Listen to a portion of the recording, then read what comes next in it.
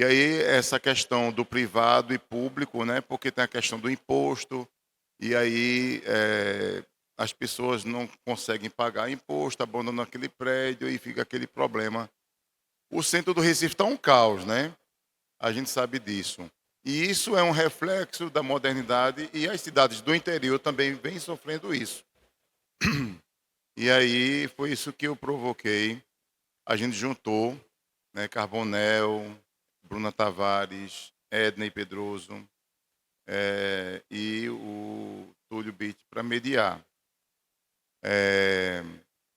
A gente está gravando porque vamos deixar no YouTube disponível no canal da Orocine como registro também e para pesquisas futuras, porque isso também debate gera de reflexão, gera pensamentos, conscientização e aí vai servir de registro, né?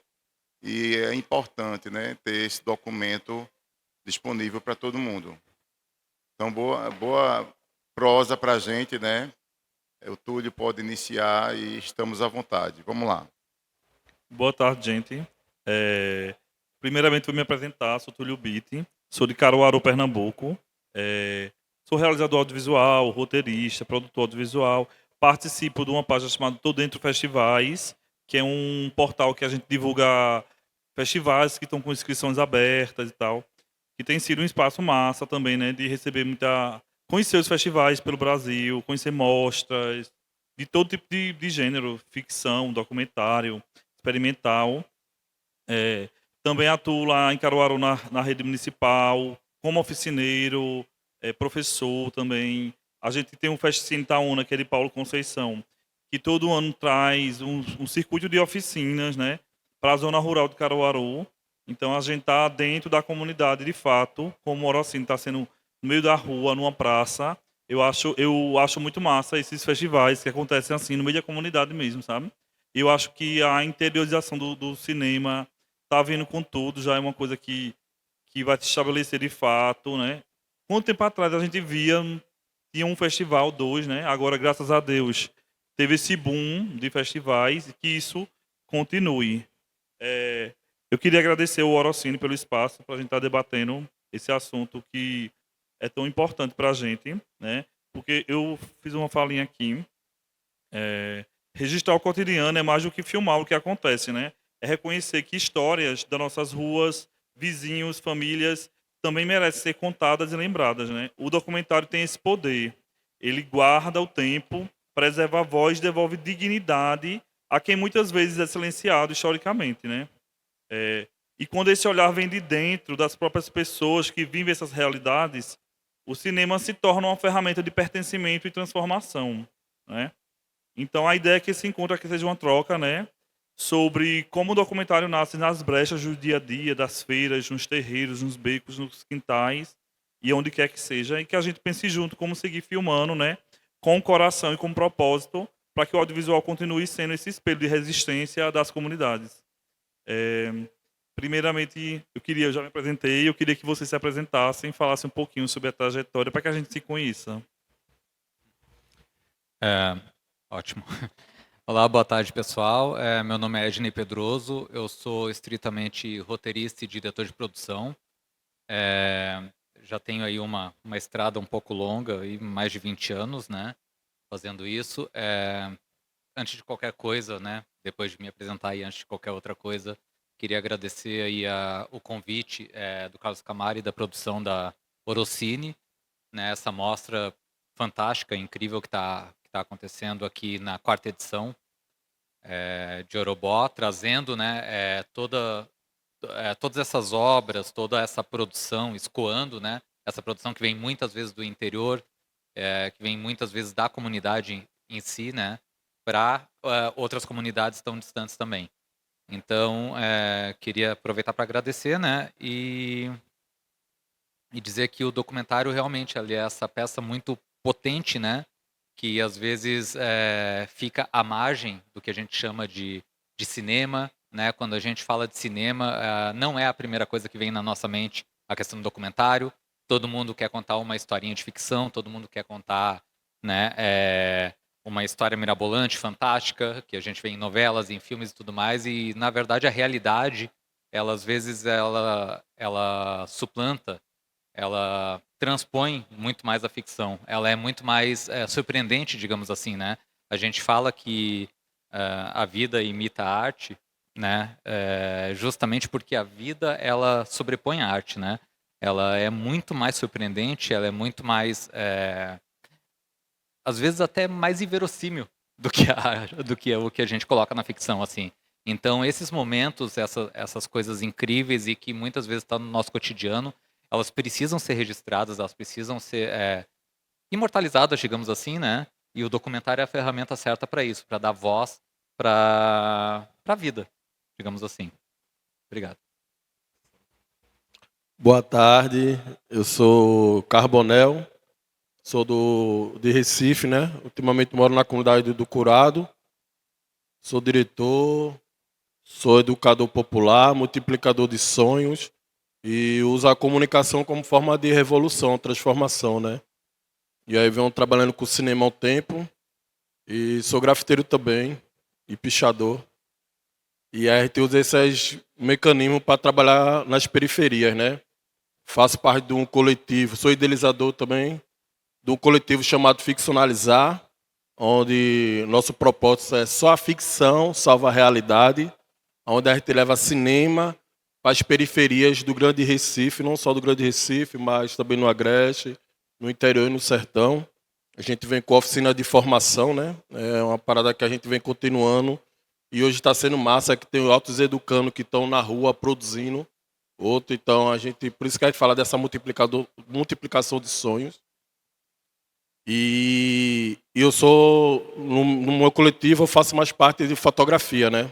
Faço parte da fotografia e também, ultimamente, estou trabalhando com direção de arte. E aí, a gente vai conversando mais. E muito obrigado ao Orobolsini estar vindo aqui. Eu já vim outra vez como curadoria e essa vez palestrando. Quem sabe na próxima eu vir como um educador, facilitar a oficina aí. E quero estar num distrito bem massa. E valeu, galera. Muito obrigado aí. Parabéns e que venha mais de anos e anos e anos do Orobolsini. Oi, gente, boa tarde. Queria começar agradecendo a Camará e a equipe inteira pelo convite. Finalmente chegamos na Orocine. Eu sou Bruna Tavares, sou diretora de produção da Pajeú Filmes, uma produtora audiovisual no sertão do Pajeú. Deixa eu ver, tenho alguns curtas realizados, né, diretora e roteirista de alguns curtas, tanto em ficção quanto em documentário. E algumas experiências em coordenação pedagógica, em produção, muita experiência nesse lugar da produção, né? Coordenação pedagógica, palestra, enfim, tenho rodado e passeado em várias funções dentro do audiovisual. E aí queria registrar também a minha alegria de estar dentro de um cinema de rua, né? Inclusive com pesquisa sobre cinema de rua, então quando o Camará falou que aqui era uma sala de cinema, já começam a vir as perguntas, e aí? Qual o nome do cinema? Quando foi que funcionou? Porque aí a gente vai circulando as cidades, conhecendo as cidades, já mapeando os cinemas que existiram em Pernambuco. Esse lugar da exibição é um lugar extremamente importante para a gente fazer com que esse cinema que a gente produz chegue nas pessoas, né? Esse cinema que a gente defende chegue no público. Nem toda cidade tem salas de cinema, mas atividades como a Mostra Orobó permitem que isso aconteça. E aí, lembrando da Mostra Orobó, também sou organizadora da Mostra Pajeú de Cinema. Também programo o Cine São José, que é um cinema de rua em funcionamento lá em Afogados. Então, estamos há 10 anos na estrada com um catálogo, aí, um currículo de atividades em vários segmentos dentro do audiovisual. Trabalho.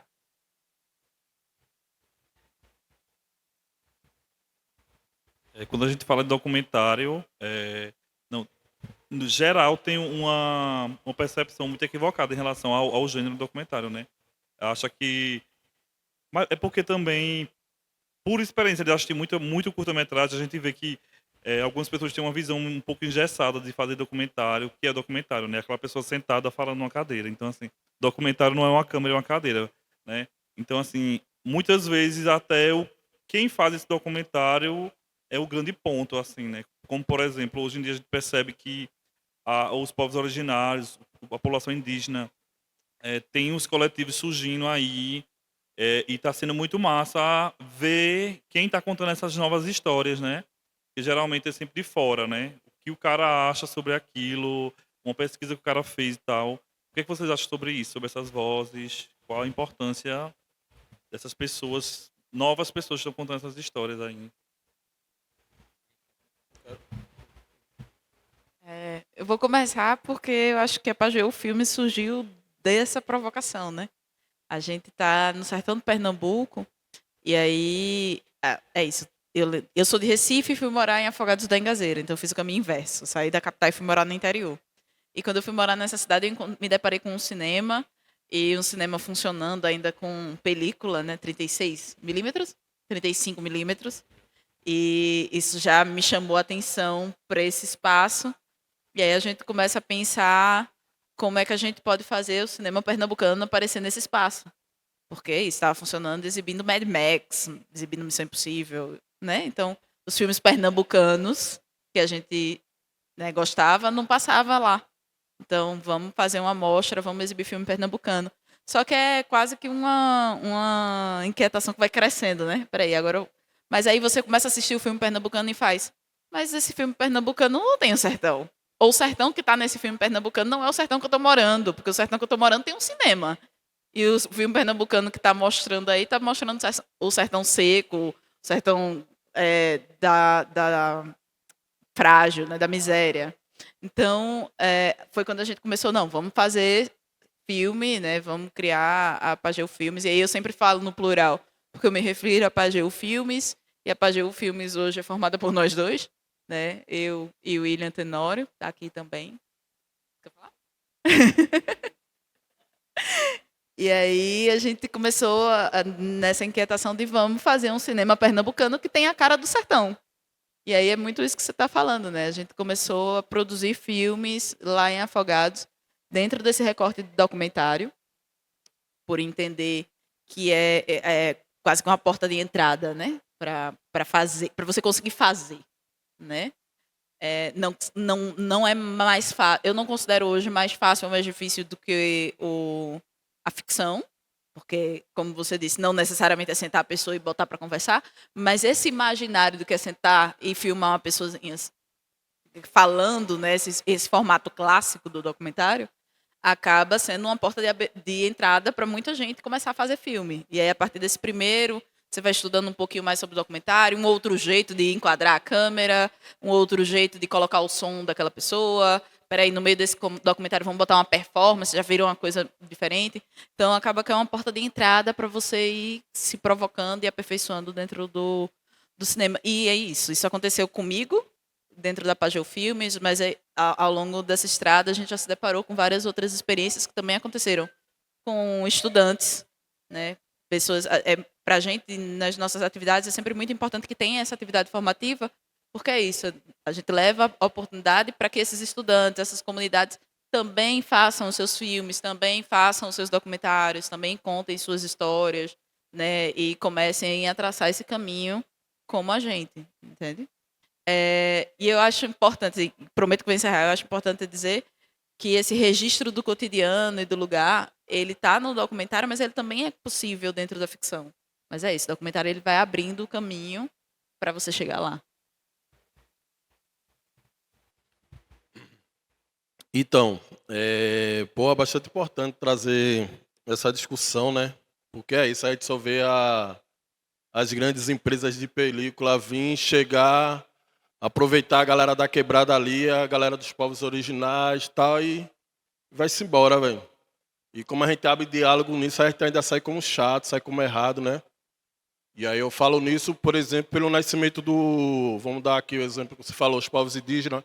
A gente pode trazer aqui pertinho de nós, Pesqueira, né? A galera do Chucuru, né? Que aí tem o Ororubá Filmes. Eu estava lá nesse trabalho junto com eles, né? Eu passei um tempo, mais de 5 anos pesquisando, fazendo pesquisa na Assembleia do Chucuru Ororubá. E aí rolou esse anseio, né, lá, essa discussão, porque vinha muito cineasta filmar, a galera a assembleia, e era lindo ali, mas depois os cineastas iam-se embora e não tinha um retorno. A juventude ficava lá, escasso. E aí rolou essa discussão lá, né? Tava nessa história, meu irmão, porque os meninos aqui não montam lá uma produtora. E aí nasce a produtora dos meninos lá, que hoje estão bem atuantes, né? Estão fazendo já o trabalho grande e muito importante, assim, né? E hoje em dia eles dão formações já, né? A gente tem a parceria de formação. E aí, descendo mais, a gente tem o Espancará, né? Que também a gente, recentemente, eu participei lá, fui o roteiro e a direção de um filme que é Os Guerreiros Plantados, que é falando um pouco da usina nuclear que está para ser construída no Rio São Francisco, né? Não sei se vocês estão acompanhando, está parado agora, assim, entre aspas, mas estão para construir uma usina nuclear no Rio São Francisco, né? Ao Pará. E a grande discussão é isso, né? Eles afundaram já a cidade, Itacaruba, e agora estão querendo pegar outro território e continuar essa saga, né? E trazendo um diálogo que é para levar água para o sertanejo. E essa água não chega nem nos povos, né? Chega mesmo para as grandes fazendas. E se tu ainda for pegar naquela água da transposição, pode ser preso. E aí, voltando para a nossa área urbana, a gente tem esse diálogo. Eu entro no cinema por causa disso, né? Que eu queria ter voz e nunca tinha voz, velho. E aí, eu nasci nessa onda de fotografar, né? Porque eu sou 5 irmãos. E aí, meu pai sempre viajava com a gente, mas não tinha ninguém para bater foto.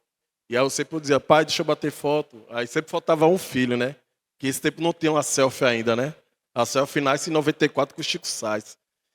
Mas eu já fazia esse registro.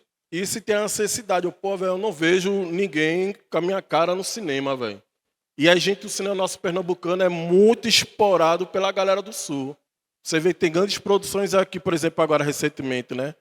Tem a produção do Kleber Mendonça, aí só tem um nordestino, que é da Bahia, tá ligado? Cadê a galera daqui, tá ligado? Eu mesmo não sou representado, né? Uma discussão foda assim. E até um dia eu quero ter o prazer de trocar ideia com o Kleber Mendonça e falar com ele, né? É massa ele produzir cinema aqui, mas é massa ele começar a trabalhar com a galera local, né? Por exemplo, se a gente for contar da área urbana até o sertão, velho, quantas pessoas a gente tem de atores, diretores, roteiristas, figuristas que pode trabalhar, né? E aí é até circular essa grana pra cá, né? E eu ficcionalizar nessa pegada de dar essa voz a essa galera das periferias, né?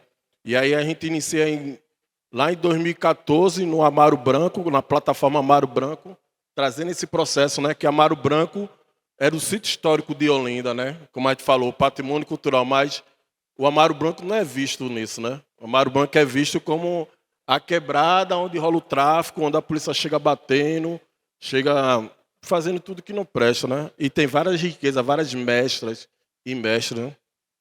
E aí a gente vai evoluindo, aí entra em 2016 o ficcionalizar no Totó, onde estava essa desapropriação, né? Vocês sabem que a gente tem um grande complexo aprisional, que é o Aníbal Bruno, agora se chama Complexo. O Aníbal Bruno já não dava esse gás. Agora dividiu 4. E aí agora queria tirar a galera ao redor, né? 2 quilômetros ao redor ia tirar todo mundo. E aí a gente conta essa história de lá, né? Junto com os moradores. Até o Idico tá no YouTube já, que é Fora Presídio. É um filme massa para assistir. O YouTube é ficcionalizar. No YouTube, tá lá já de graça. E aí a gente luta com essa rivalidade. E foi massa, assim, com essa produção a gente interditou, não foi mais tirou a galera ao redor, o presídio continuou, jogaram mais investimento no Aníbal Bruno, né, para fazer seca. E aí a gente continua, nossa rotação foi em Mirandiba, em Serra Talhada, a gente existe um quilombo, a galera do quilombo lá de Mirandiba, em Serra Talhada, são vários sítios, quilombo, e lá a gente também produziu um filme falando sobre esse direito dos povos negros, né? A cidade é tudo quilombola, mas quem comandava é a família Amorim. Então até os clubes era dividido, né? Uma parte onde ficavam os negros e outra parte onde ficava a burguesia. E aí a gente traz um filme falando sobre isso e traz poderes para a juventude, né? Aí foi massa, junto com a galera do Quilombo Zumbi dos Palmares, né? E aí outra produção massa, que eu gosto muito de falar, é o 11 Negras, né? Que é no Quilombo no Cabo de Santo Agostinho, que fala da memória de Tia Del. Foi bastante importante trazer essa memória afetiva dela. E aí toda essa história é isso, a galera mesmo sendo protagonismo, desde da juventude local, dos moradores. A gente cria esse protagonismo para a galera. E o outro mais recente também teve o Puxado do Escurado, que eu até chamei minha diretora Bruna aqui, que é falando sobre essa apropriação do curado, né? Que aí tem a Alphaville, tem várias empresas chegando ao redor. E o outro é Ficcionalizar no Alto, que a gente falou sobre, quem não sabe, a zona norte do Recife era tudo quilombo do Catucá. E aí, através de duas pesquisadores, o Caio e a Carol, a gente fez o Ficcionalizar no Alto, que é falando sobre esse processo do aluguel, né? Hoje a gente paga aluguel, mas antigamente já tinha o cobrador, né? Que é o cara que cobrava a galera para morar nos territórios. E aí a gente faz um filme falando sobre isso também.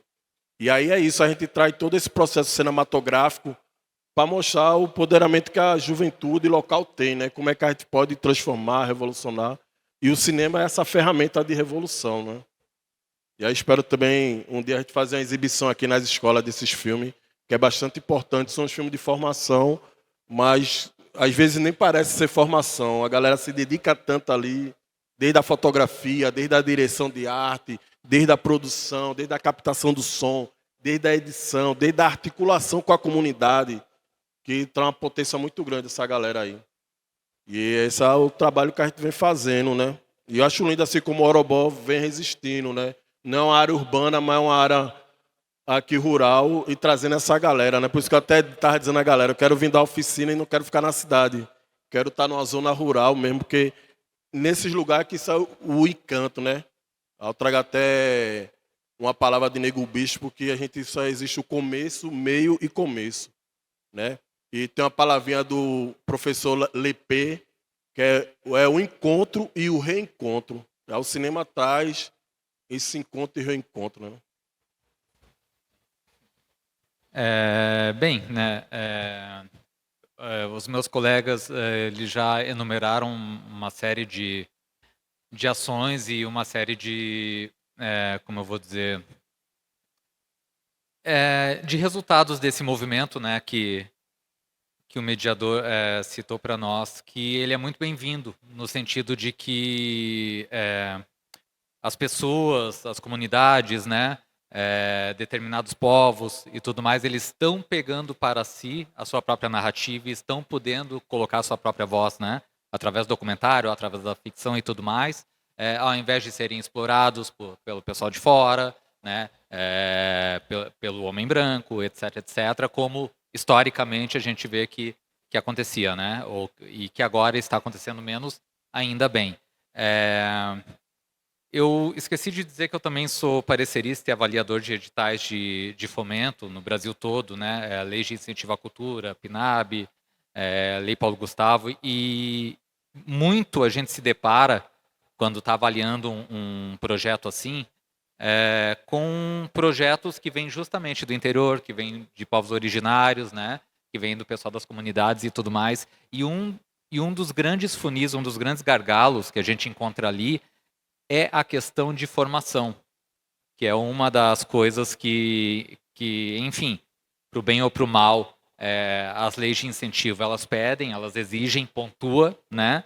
E é claro que, historicamente, né, o acesso à informação, o acesso à cultura, o acesso aos meios, aos equipamentos e tudo mais, não está na mão da periferia, não está na mão dos povos originários, não está na mão de minorias, né? E isso é um grande gargalo, é um grande problema que a gente precisa urgentemente mudar. Políticas públicas, né? Quando vem uma mostra, uma iniciativa como a Orocine e dá palestras e dá cursos, né? E leva o pessoal das escolas para fazer o curso de cinema ligeiro, né? Da EVA e tudo mais, né? Os cursos dos colegas aqui que também, né, atuam na periferia, nas comunidades e tal, justamente para levar esse tipo de formação, que é tão importante, né? É o tipo de movimento que corrobora, né, essa movimentação das minorias e das pessoas poderem pegar suas próprias narrativas, né? Então, a gente precisa fomentar, né, tanto esse movimento, quanto essa questão de formação, quanto essa questão do acesso, né, para que a gente possa ver mais e mais histórias sendo contadas na sua leitura original, na sua visão original, né? E que isso possa ser uma regra ao invés de uma exceção, que até há pouco tempo atrás era, né? A gente já está vendo isso aqui na mostra do Orocine, tem filmes incríveis feitos em Afogagem Gazeira, né? Na periferia de Maceió também, aquela coisa horrível que aconteceu com a Braskem e tudo mais, né? Outros filmes que a gente viu, inclusive na mostra de ontem aí, que é a mostra do interior e tudo mais. Então, esse movimento, ele precisa crescer, ele precisa ser fomentado, ele precisa ser apoiado por nós. A gente falou de formação, né? Lá em Caruaru a gente dá formação constante na zona rural lá, para criancinha mesmo, sabe? Pequenininho mesmo, assim, começa bem pequenininho. Camila e Paulo, inclusive, participam da rede municipal de ensino. Então, o ano inteiro lá nas escolas com as crianças dando essa formação e já saiu assim frutos maravilhosos, né? Documentários que eles produziram, que eles roteirizaram, invertendo a lógica, né, do cinema, que tinha aquela ideia que o cinema ainda é branco, ainda é rico, ainda é burguês, de fato, né? É só a gente ver a grana de Pernambuco que tá toda no litoral, né? E eles não querem soltar o osso de jeito nenhum, né? E quando vem uma grande produção para o interior, é aquela lógica de exploração de fato, né? Eu posso falar porque eu já participei, já fui explorado várias vezes. Então, assim, a gente sabe que é essa a realidade, né? Chega num... Inclusive, teve uma polêmica, eu acho que faz 2 semanas, no Pará, né? Estavam gravando uma série de Netflix lá, tá ligado nessa? E os produtores locais estavam criticando exatamente isso, né? Que a Netflix chegou com milhões, aí chegou com uma produção toda de fora, assim, as cabeças de todo mundo de fora, quase ninguém foi absorvido assim do mercado local.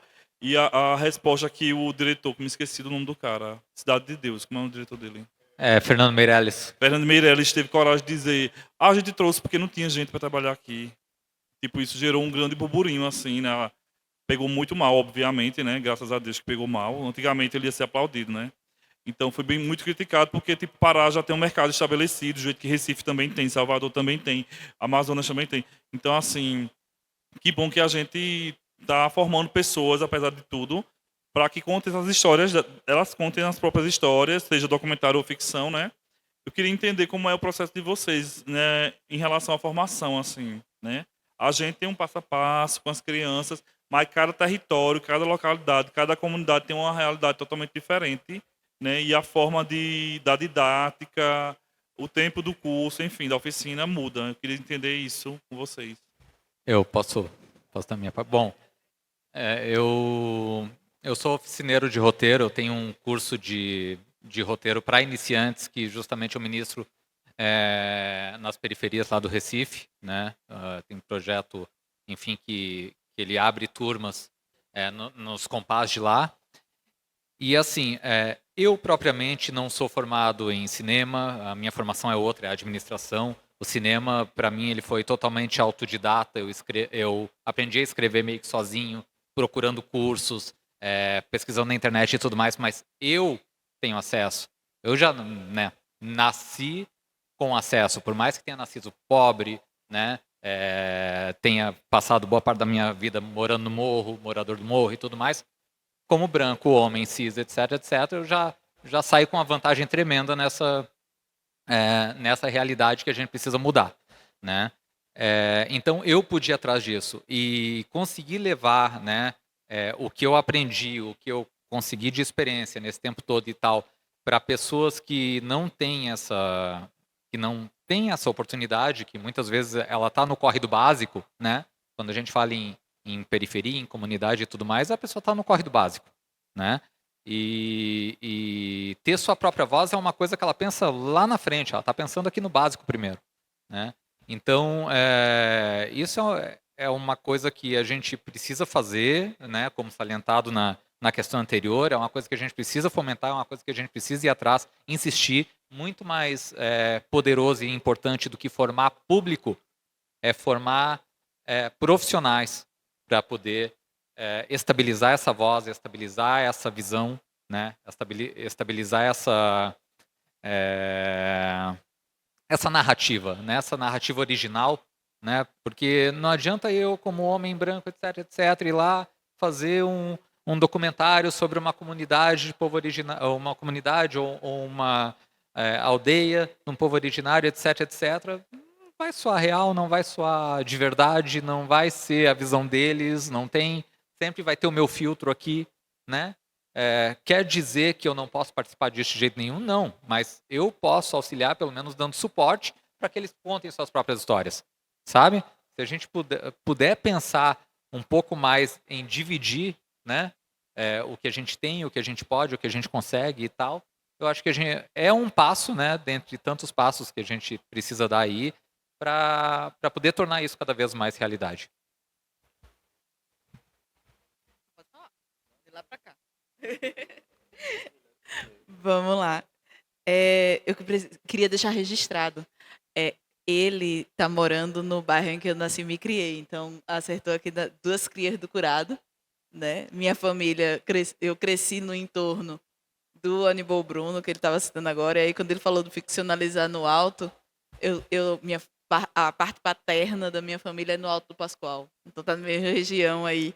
Então, os nossos caminhos já estavam para se cruzar tem um tempo. Falando de formação, eu também não sou formada em cinema. E isso é um ponto para a gente pensar quando a gente pensa desse cinema pernambucano. Estou sempre provocando essa coisa do cinema pernambucano, porque está marcado. O cinema pernambucano ele é famoso nacional e internacionalmente. Mas que cinema pernambucano é esse? Entende? É o cinema pernambucano que está lá no litoral, historicamente, privilegiado, elitista e tudo mais. E aí movimentos como o que vocês estão trazendo começam a cutucar lá dentro dessa região metropolitana, porque ainda lá você tem uma distinção enorme em quem está no cinema pernambucano e quem é o cinema periférico, né? Você já tem essa distinção. E aí quando você olha para o estado de Pernambuco como um todo, eu estou falando de uma cidade a 400 quilômetros de Recife. Né? São 7 horas de viagem para sair de Recife até Afogados da Engazeira. E em Afogados da Engazeira você tem um cinema de rua. Nesse caminho inteiro, quantos cinemas de rua estão funcionando que permitem o acesso do público para assistir cinema, seja ele pernambucano ou qual for. Então, isso é um ponto. E aí, quando a gente pensa nesse lugar da formação, é interessante pensar que esses novos grupos identitários que estão chegando no audiovisual, muitas vezes estão chegando dentro desses cursos livres, essas formações livres. Entende? Você não tem uma faculdade de cinema da Federal fora de Recife. Então, você continua, a própria academia continua mantendo esse lugar de privilégio. Você não tem uma faculdade de teatro, você não tem uma faculdade de, como é que eu posso dizer, de comunicação tem em Caruaru, né? Mas era outro curso fora de Recife, sabe? E isso para mim já apontou um problema muito grande, porque você não consegue se formar no campo artístico, seja ele qual for, se você não fizer um movimento de saída do seu lugar. Então, eu tenho que sair de Afogados para me formar em cinema. Então, o que me resta? Me resta esse autodidatismo, me resta os cursos livres, me resta a coisa de circular festivais e fazer filmes, me resta essas oficinas para eu começar a ir entendendo, aprendendo, me resta sair do meu território para poder entender mais sobre cinema, para poder aprender mais sobre cinema. Me resta esses momentos de encontro na qual eu ouço a história de vocês e aprendo um bocado com ela. E isso é um ponto para a gente pensar. O cinema, ele preserva, ele tem um potencial enorme de transformação, mas ele não se faz sozinho. E ele não se faz sozinho no set, e ele também não se faz sozinho na construção de políticas públicas. Entende? Recentemente eu recebi um convite da gerência de educação para vamos colocar aula de cinema nas escolas do Estado. Ai, que massa! Vamos fazer a lei 13.006 acontecer. Mas quem são as pessoas formadas em cinema que vão dar essas aulas de cinema nas gerências no interior? Não tem. Então, a gente vai estar... essa política pública de formação em cinema, ela vai acontecer quebrada, inevitavelmente. Entende? Porque não são pessoas formadas em cinema. Isso eu não estou nem dizendo... Porque é isso, a nossa atuação já prova que você não precisa ter um diploma em cinema para fazer filmes e fazer cinema, qualquer produto audiovisual. Não é a questão de ter o diploma.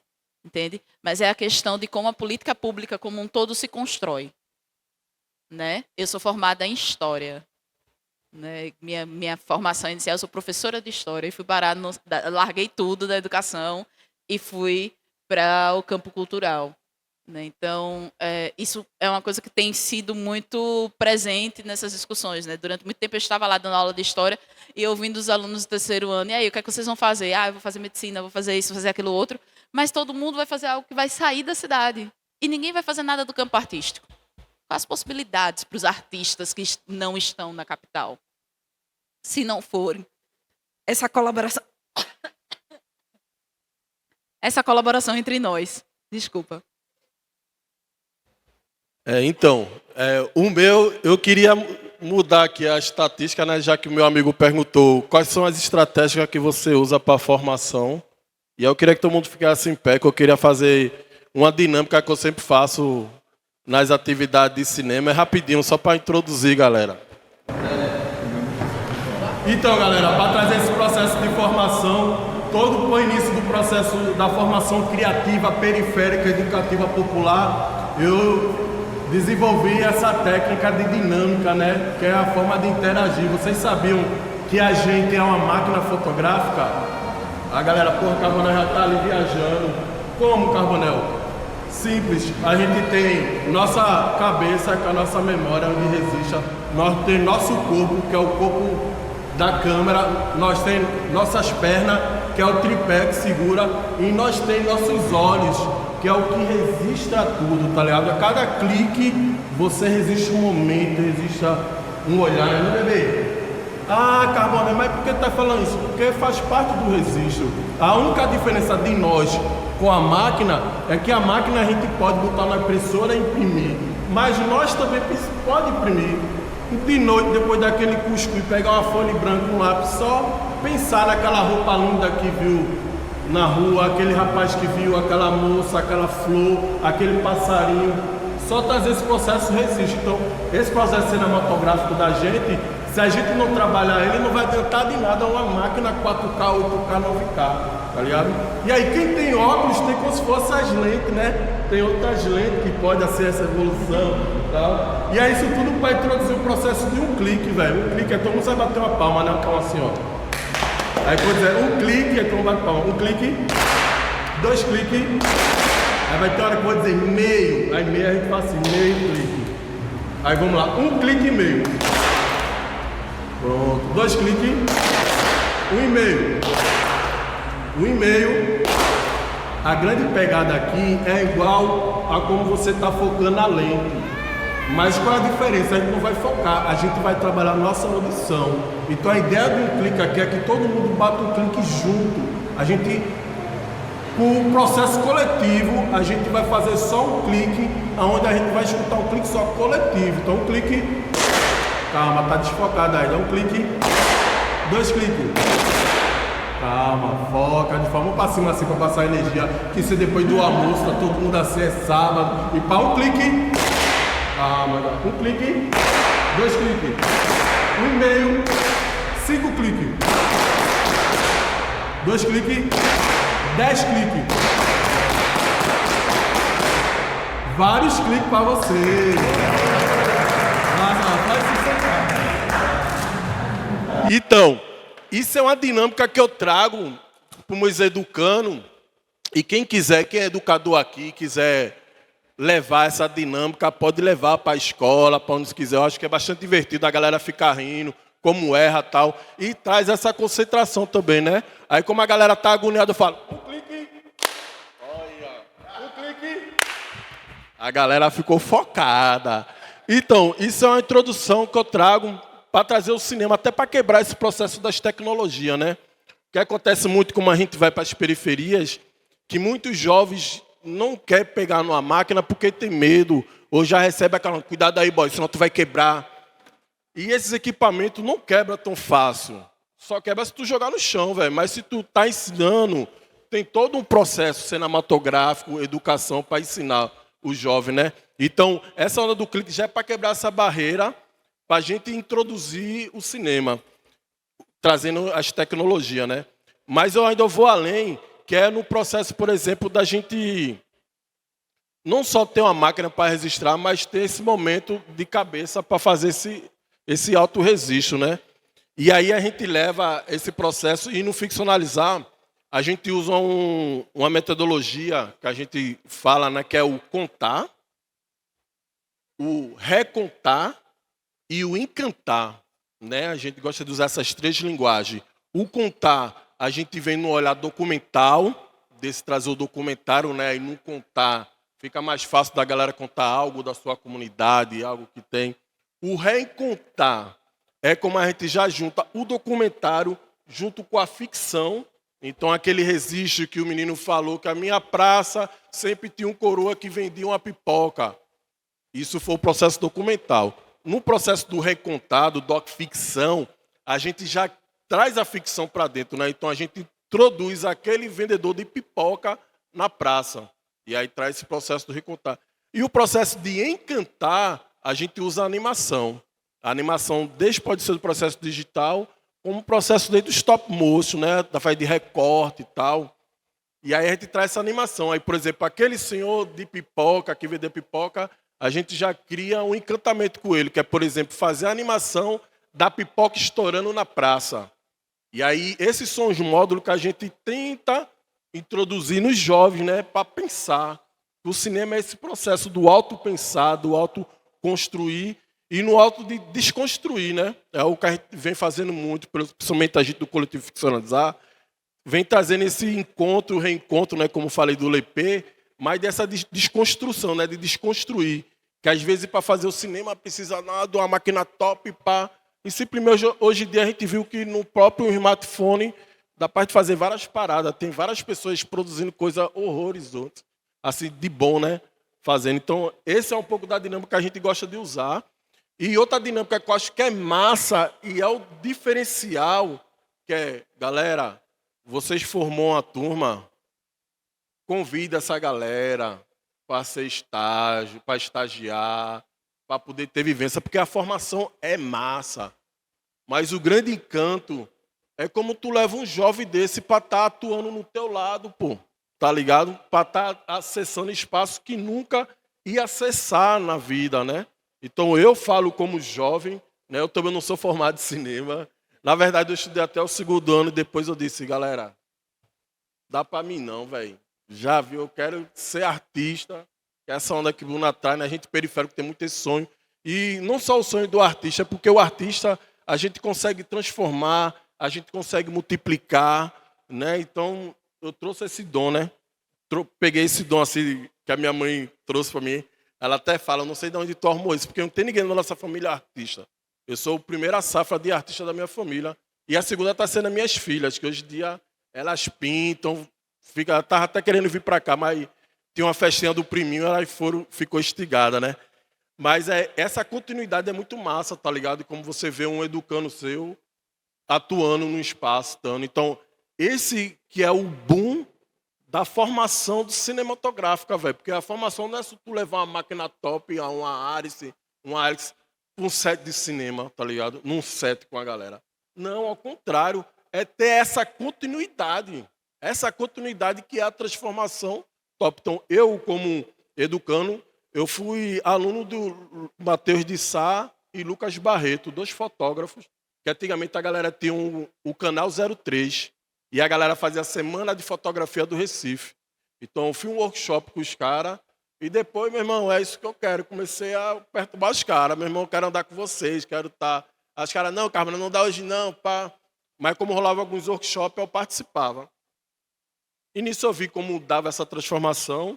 E aí parei um pouco, tive que trabalhar de carteira assinada para conseguir comprar meu equipamento. Aí quando eu comprei equipamento, eu voltei de novo para a periferia, tá ligado? Para produzir. E hoje eu estou com a equipe massa, a galera que trabalha comigo, e estamos entrando cada vez mais, porque eu quero chegar no Oscar, velho. Eu quero, tá ligado? Eu quero. A galera até vai ficar rindo. Eu quero, velho. E a gente vai chegar. E se a gente não tiver essa positividade, vibration, querendo chegar, a gente vai para nenhum canto, tá ligado? Por isso que é essa multiplicação de sonho. Então, e essas brigas, né? Às vezes o carboné é chato no espico, porque é direito, velho. Tá na hora de fazer a reparação histórica. E se não for nós para cobrar agora para fazer reparação histórica ninguém não vai fazer não, velho. Então, por isso que a gente tem que cobrar, por isso que a gente tem que se oferecer, por isso que a gente tem que essa multiplicação, tá ligado? E eu acho que esses momentos de roda são para isso, né? Por exemplo, eu já estava conversando com o parceiro ali de um filme que eu quero lançar ano que vem. Já vou correr atrás para rodar no Festival de Caruaru. Tá ligado? Como é que passa com a seleção e tal. No Pajeú também, que é um lugar massa, assim. E no Orobó e outros espaços. Então, essas rodas são para fortalecer essa rede. E é isso, e galera. Vocês que estão aqui, que eu digo muito, que tem a chave, abra a porta, velho. Abra a porta para um jovem, para um parceiro. Às vezes o cara tá falando uma coisa ali que você não se agradou, achou chato, mas algo ele já tem por trás de experiência de pisada, pô. Então como é que não, vou dar a mão aqui, mas com essa mão aqui eu vou acalmar, acalentear, né?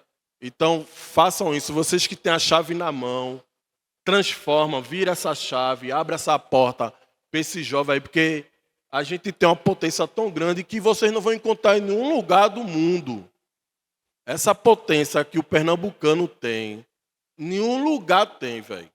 Só tem aqui em Pernambuco.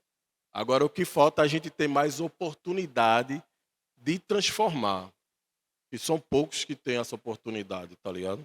E é por isso que eu digo, quem tem a chave na mão, não esqueça de abrir a porta, não. Um clique, 2 cliques. Olha, estão focados. Antes de passar para a próxima pergunta, eu queria fazer uma pergunta específica para vocês, porque obviamente eu como homem cis não tenho noção de como é para uma mulher atuar no audiovisual, que ainda é muito macho branco, muito macho velho, e no litoral muita gente rica, né? Tem as figurinhas carimbadas. Quando tu fala, eu quero chegar no Oscar, a gente quer chegar no Oscar, só que a gente sabe que tem uma porrada de gente aí que tem um monte de degrau na frente já. E não é por mérito, né? É porque, né? Uns Brenan da vida, enfim. Vamos citar, já falei o nome dela. Enfim, é isso, né? Então, ai, que filme maravilhoso. Quantos filmes maravilhosos não tem por aí, né? Será que vai chegar lá também, né? Às vezes os espaços estão fechados de chave, de fato, secularmente, né? E a gente vai continuar fazendo, porque a gente vai quebrar essa porta de todo jeito. Então, eu queria entender, falar um pouco sobre, né? Eu acompanho a jornada da minha irmã, que é realizadora de visual. Eu não posso falar por ela, né? Mas eu vejo o perrengue que é ser mulher nesse meio. Eu acho que estar amamentando Teodora no momento dessa pergunta já diz muito. Né? Porque é isso, é lidar com uma série de adversidades que nenhum outro gênero vai entender ou vivenciar, sabe? Não da mesma forma. Né? Eu sou, como eu falei, né? Sou de Recife e toda a minha compreensão audiovisual e tudo que eu aprendi, entendi, toda a minha vivência como produtora de cinema e tudo mais aconteceu no sertão. Então, também tem muito desse lugar, né? Estou a 400 quilômetros de distância e o cinema que eu entendi na vida, que eu sei fazer, é esse cinema que está lá. Então, se você mandar fazer um filme em Recife, é outra experiência para mim. Né? E ainda a gente tem movimentos, né? Tem Mulheres Audiovisual Pernambuco, tem o Negritude, tem os movimentos que estão aí, que estão defendendo e que a gente ainda percebe uma série... Porque a gente ainda percebe uma série de dificuldades de reconhecimento, de espaço, de campo de trabalho e de condições como a maternidade, por exemplo. E aí, eu estou muito... É isso, me surgiu essa discussão hoje de manhã, eu acho que está muito impregnado disso, né? De que, como nós, trabalhadores da cultura, somos reconhecidos pela legislação trabalhista, por exemplo, que não é. Então, isso já é um ponto que engloba homens e mulheres. E aí, quando você pensa que essa legislação trabalhista, por exemplo, permite uma licença maternidade que eu não tive. Então, você para assim, para eu poder ser mãe dentro do audiovisual, eu tive que trabalhar durante todo o meu puerpério. Né? Então, como é que você lida com isso? Como é que o mercado audiovisual, o próprio mercado audiovisual lida com isso? Quantos produtores chamam mães para trabalhar? Né? Quantos produtores chamam mulheres para trabalhar? Quem são as pessoas que estão chamando e abrindo as portas dentro desse mercado? Então, tudo isso é um ponto para a gente ficar atento quando a gente está trabalhando, sabe? Quando a gente está construindo. Dentro do meu lugar de trabalho, a gente sempre tem esse olhar, mas eu falando do externo, né? A gente ainda precisa construir muito de reflexão dentro do próprio audiovisual sobre essas temáticas. A gente ainda precisa abrir espaço para discutir e, principalmente, a gente precisa discutir isso com os homens. Não adianta o grupo de mulheres ficar falando entre nós mulheres. É massa, é importante, é acolhedor, mas a gente precisa de estratégias que também aproximem os homens do mesmo jeito que a gente precisa que os homens ouçam. Então, eu acho muito importante a tua pergunta e de estar respondendo ela aqui para um grupo que também tem muitos homens, porque é importante que os homens ouçam, eles participem dessa construção, já que a roda está girando na mão deles há um tempão.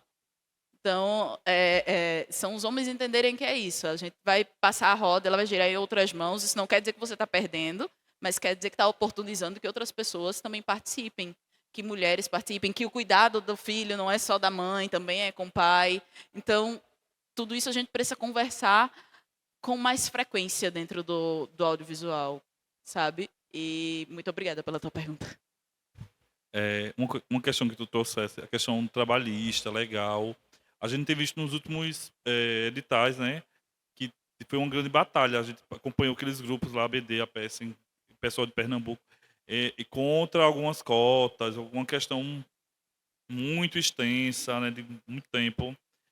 Tu falaste a questão do parecerista, eu também atuo como parecerista e observo também que esses últimos editais foi bem forte, assim, né? Que de fato trouxe cotas que necessário, assim. Fala um pouco sobre A isso. própria legislação, né? A LPG obrigava esse recorte de cotas, a PENAB tem vindo com esse lugar, o que tem sido uma dificuldade enorme, por exemplo, porque a gente está falando dentro do meio do audiovisual, e aqui todo mundo é do audiovisual entende um pouco do que a gente está falando, mas imagina chegar para o secretário de Cultura a 400 quilômetros dizendo que tem que buscar os quilombolas para participarem do edital. Tem que ter tantas mulheres aprovadas aí, entende? Que é uma realidade que para eles o próprio ter recurso para fazer o edital já é uma realidade nova. E aí esse recurso tem que ser destinado não só para aqueles grupos brancos, para o cara da cidade, mas para as ditas minorias, né? Então é doideira, né, lidar com essa dificuldade no nosso dia a dia. É verdade. Lá em Caruaru, um exemplo que eu dou, lá em Caruaru, acho que o último São João foi que teve a primeira vez que teve uma citação de cotas para pessoas negras e pretas. Primeira vez que teve isso, e para mulheres também, no último edital de São João. Então, assim, pelo amor de Deus, agora que teve isso, que é o grande evento, que traz o grande dinheiro. Mas a nível municipal, assim, há uma grande dificuldade, principalmente fora do Recife, né? Que a indústria audiovisual está mais estabelecida, assim. A gente que é do interior, do sertão, enfim. Aí sabe a dificuldade que é até para sensibilizar, né, atrás do direito da gente, que é direito da gente, de fato, ter acesso a essa verba para produzir. E como é para vocês, assim, a nível local, realizar audiovisual, documental, ficcional, enfim? Os dois olharam para mim agora. Posso falar? Meu irmão, é guerrilha, velho. É guerrilha. Eu mesmo hoje atuo num coletivo chamado Sargento Perifa. Fica lá na linha do tiro. É um coletivo que a gente montou de jornalismo. E lá a galera vê muito nessa pegada de jornalismo periférico, né? E eu entro no coletivo há 2 anos atrás trazendo cinema.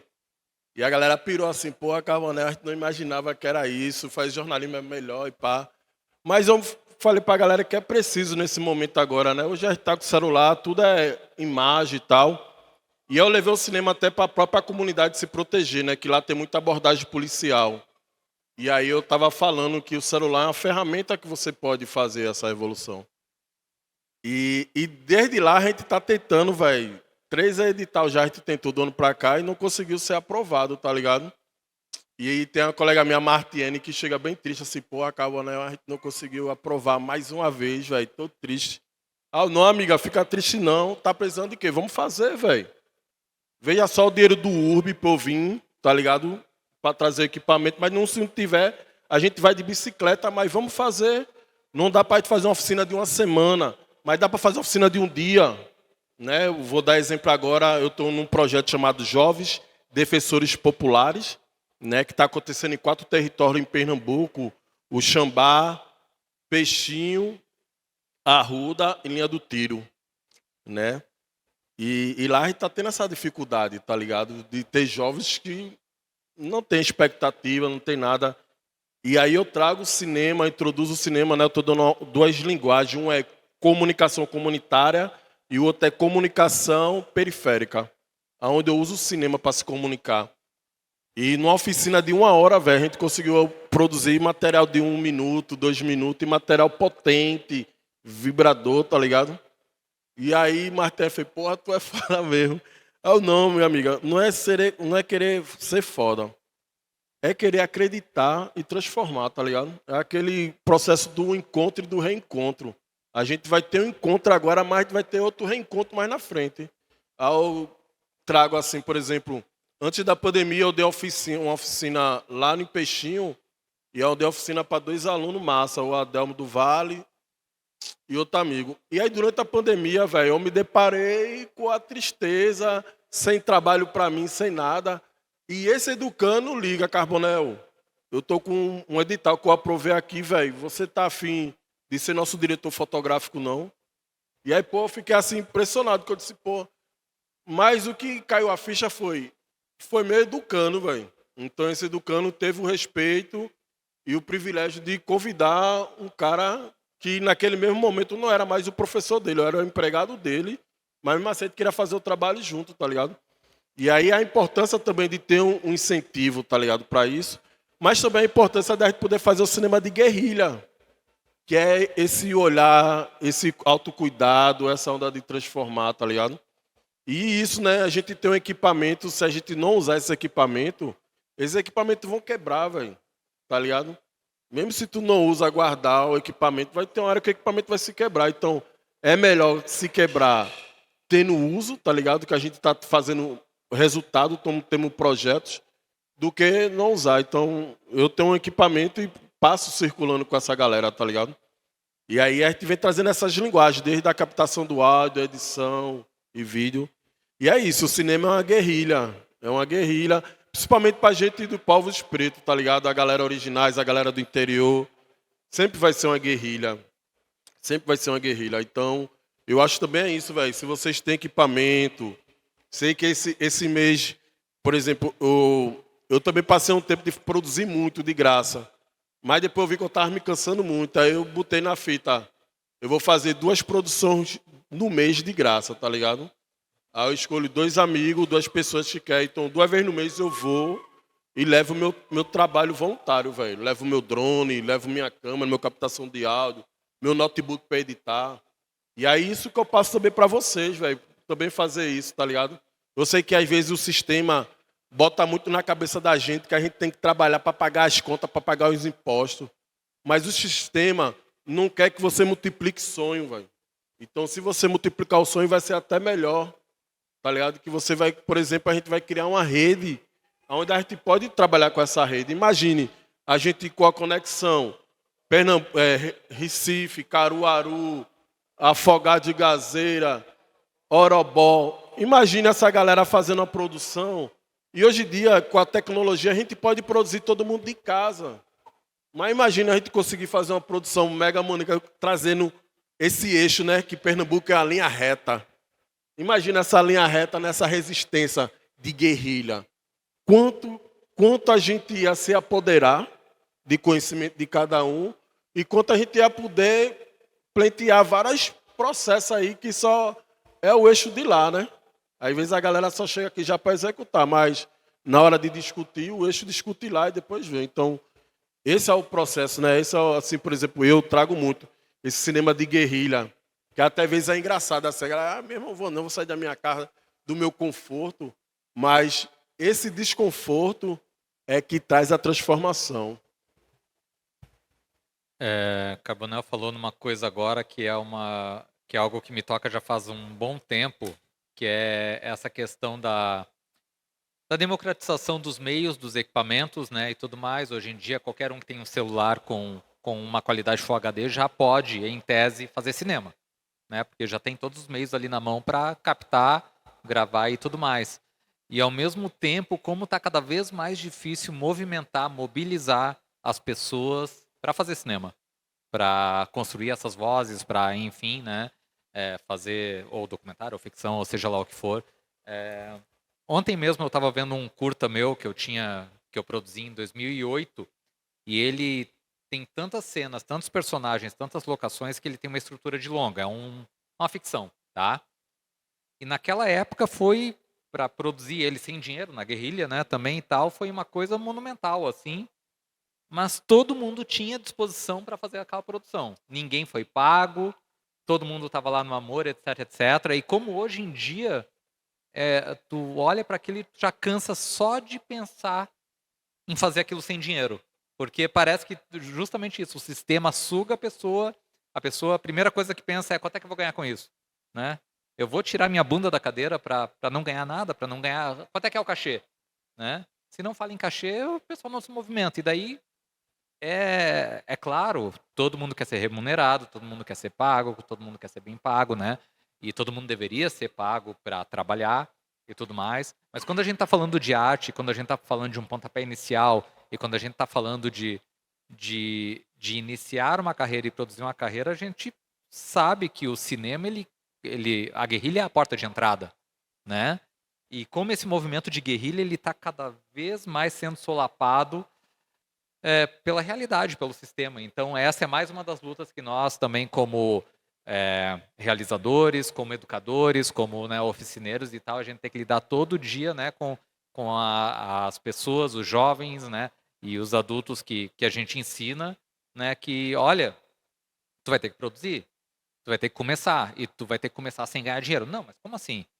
Né, então eu tô aqui de graça e tal, né? Todo mundo quer ficar rico com TikTok, né? Hoje em dia os jovens só pensam nisso, pensam em ficar milionários com TikTok.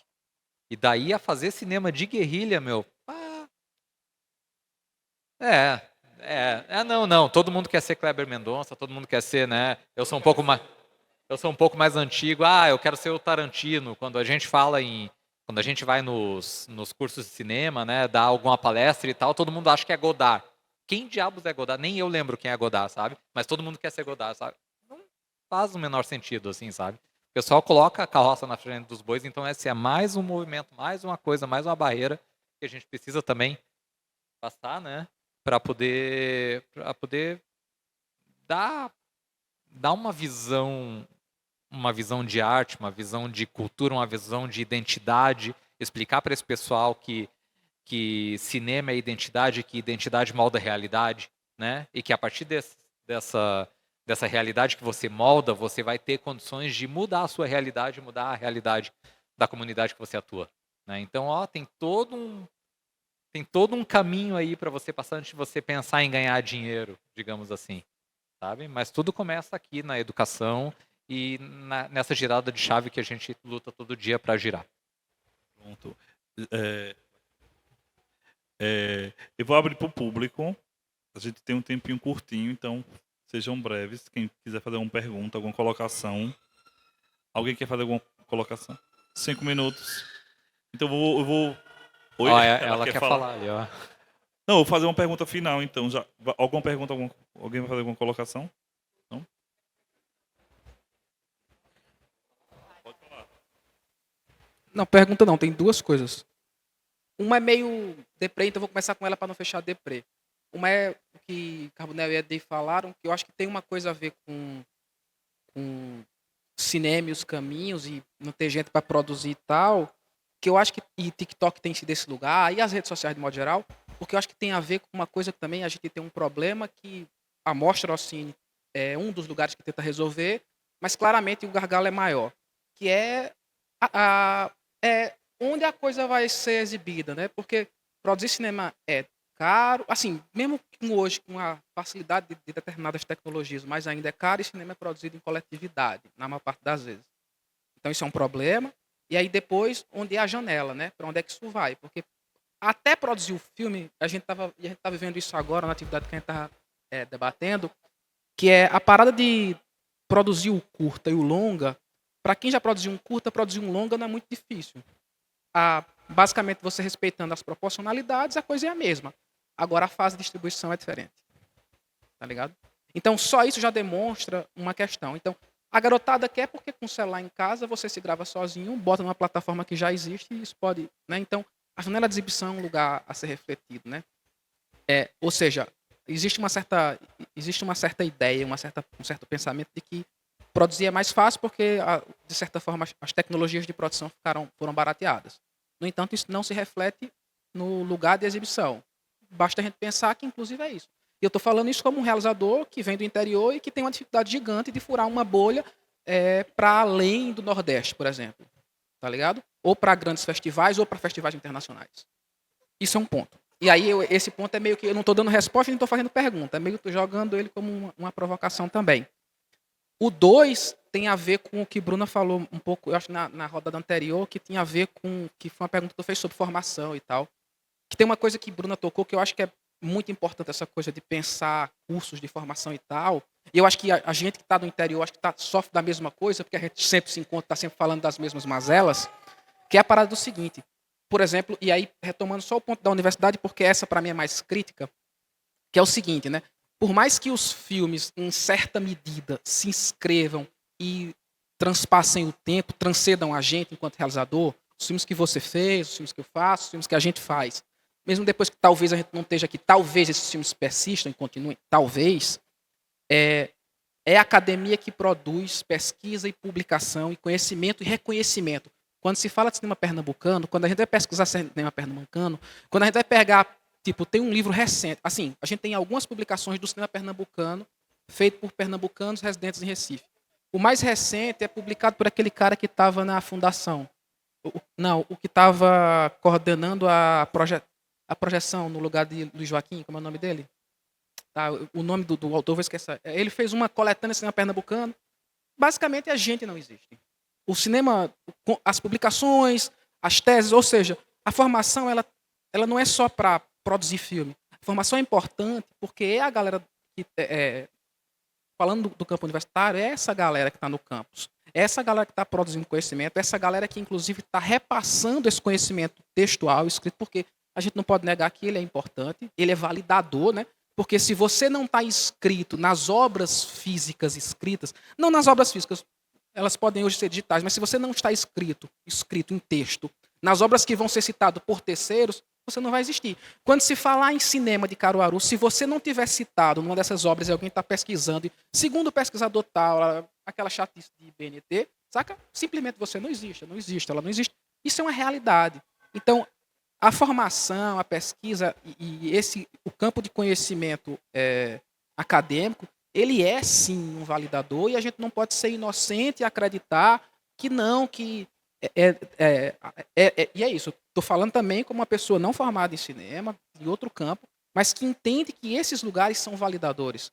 Os filmes serem selecionados, e vocês sabem disso melhor do que ninguém, que os filmes serem selecionados em grandes festivais são validadores da qualidade artística e técnica do filme, e o reconhecimento dos produtores e fazedores dentro de obras são, de certa forma, imortalizadores. Quando a gente pega textos clássicos sobre, e aí falando, já que a roda tem rodado muito nesse lugar, né, pernambucano, a gente vê esse lugar de reconhecimento.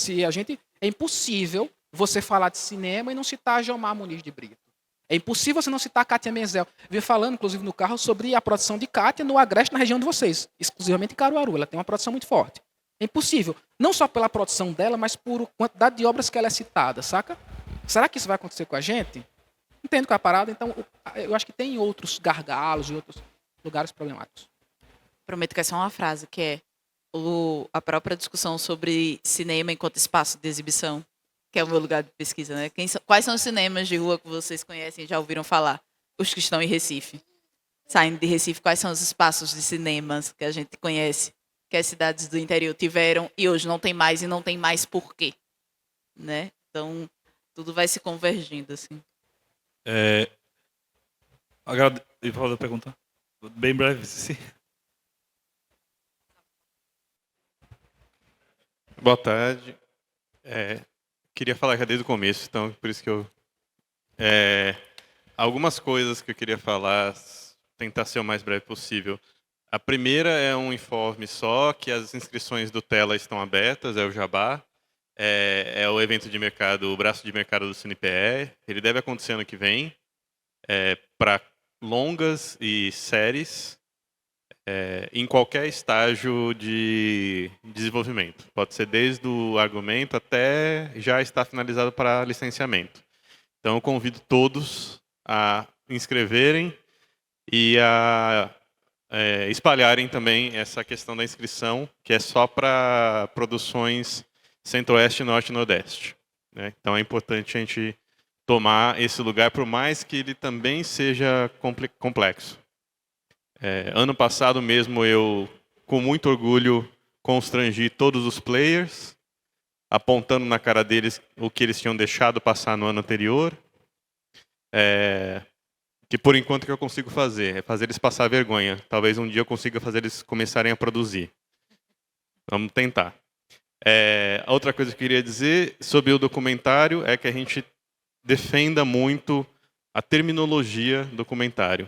Que a gente tem algumas coisas que estão fora de compasso nisso. Primeiro, infelizmente, entre nossos aliados. Muitos canais no YouTube progressista de esquerda estão dizendo que estão fazendo um documentário e não estão. Estão fazendo reportagens especiais, estão fazendo vídeo ensaios, estão fazendo vídeo aulas e falando que estão fazendo documentário. Não estão. Estão fazendo uma produção muito interessante, que não é documentário. Você nunca vai conseguir fazer uma peixada com carne de sol. Uma coisa, outra coisa, outra coisa. E sobre a discussão aqui, eu acho muito importante o documentário mesmo, como porta de entrada, além da questão da preservação da memória, do interior, dos cotidianos, de contar a sua própria história, na questão da difusão. Porque os realizadores que têm, por via de regra, menos estrutura, eles precisam adequar a sua produção à sua realidade. E a não ser que você tenha o privilégio que Juninho tem de ter Clau, que é uma excelente atriz, muitos filmes eles caem pela falta de mão de obra especializada de atuação para cinema. Aí alguns filmes como o que você citou, que a gente passou aqui, lá de Maceió, que tem atuações péssimas, mas que isso é incorporado na história do filme, funciona. Infelizmente, isso é exceção. Então, é por isso que eu estimulo muito que os produtores com menos estrutura, com menos possibilidades, que se aventurem pelo documentário. E a formação é muito importante, não só por essa confusão que eu falei agora há pouco, mas também por uma questão de referência, né? Com a falta de acesso a cinema, a referência que as pessoas têm são televisivas. Então, um fenômeno muito interessante que aconteceu atualmente foi a safra de documentários da Paulo Gustavo, na qual uma parte muito considerável não é estritamente documental. São reportagens, são registros, são imagens valiosíssimas que não seriam feitas se não fosse essa lei de incentivo essencial, mas que não é documentário. E a gente entende por quê. Muitas vezes é uma falta de referencial, uma falta de formação e simplesmente a vontade de ter a sua voz exposta. Então, por isso que eu fico muito contente de estar dividindo sala com pessoas que estão formando mão de obra de várias formas. Seja formação técnica mesmo, como vocês relataram aqui, seja na formação de cena, como Edivaldo, né, que começou o festival em Caruaru há mais de 10 anos, num ato de loucura, que é assim que a gente funciona, e que hoje tem a importância que tem, né? Eu reparo muito, quando os filmes chegam para mim na minha seleção, vêm os filmes que eles passaram, e muitos já passaram para o Caruaru para depois passar para mim, e vice-versa. Então, eu sei da importância, então gosto de sempre celebrar nesses momentos. Eu estou morrendo de sono. Fui inventado de ir para uma piscina. Vamos lá. Eu tenho uns 3 pontos para a gente encerrar, porque realmente estourou o tempo. Infelizmente, senão a gente ia discutir aqui e eu acho arretado as discussões, né?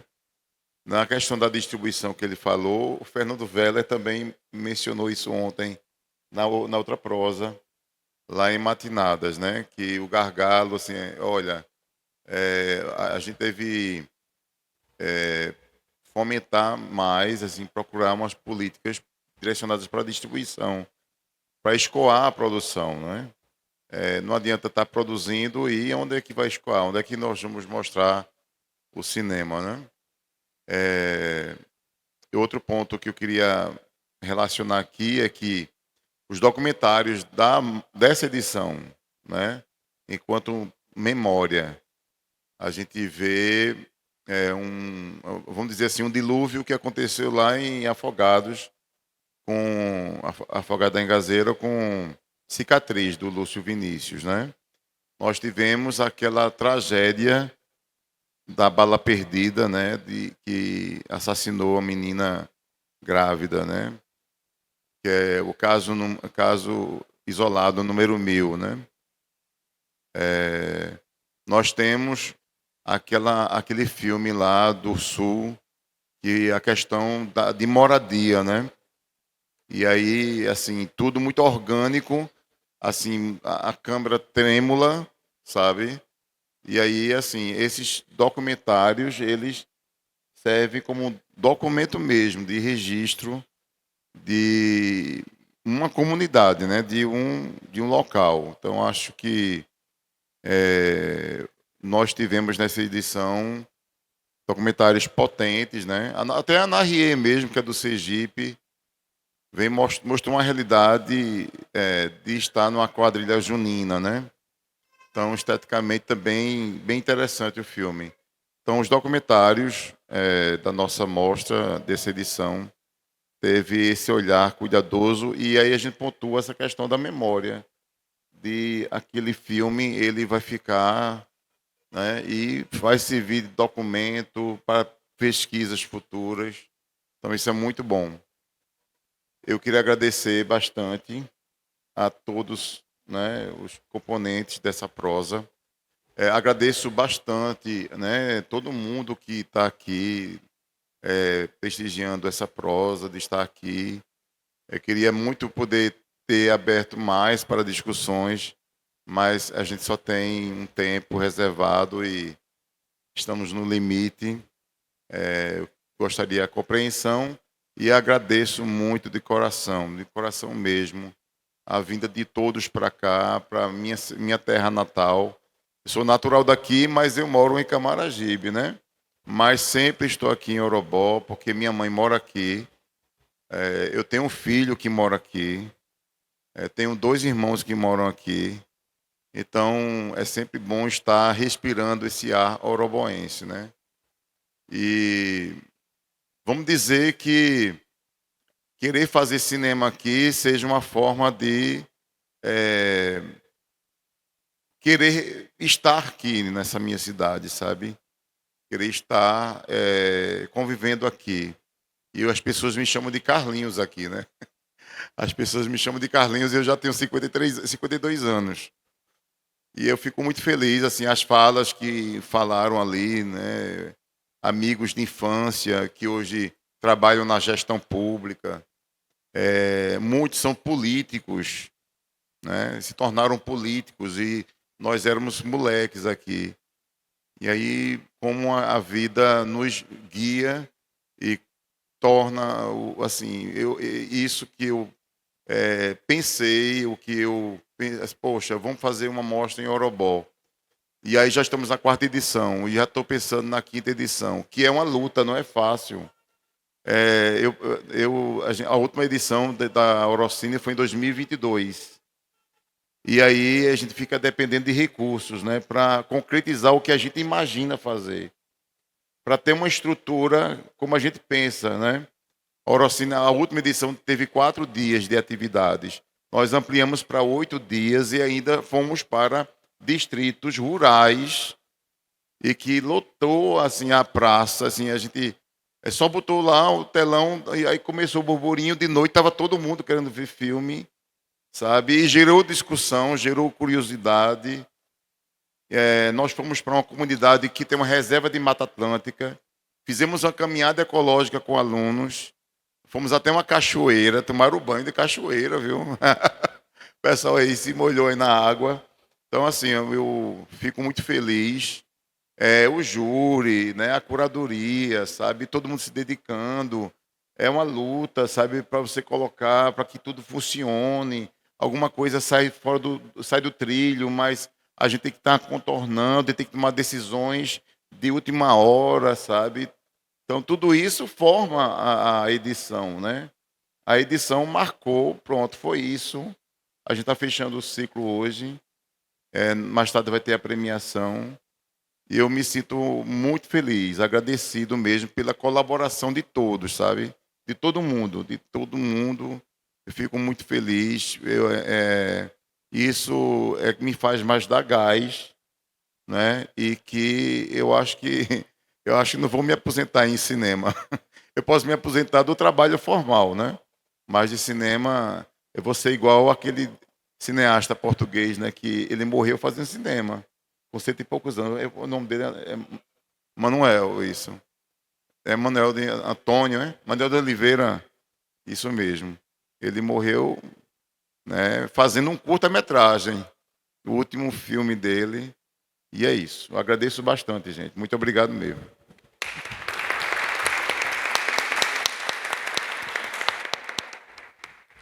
Oi. É isso, gente. Encerramos. Agradeço a todo mundo que participou e é isso. Finalizando.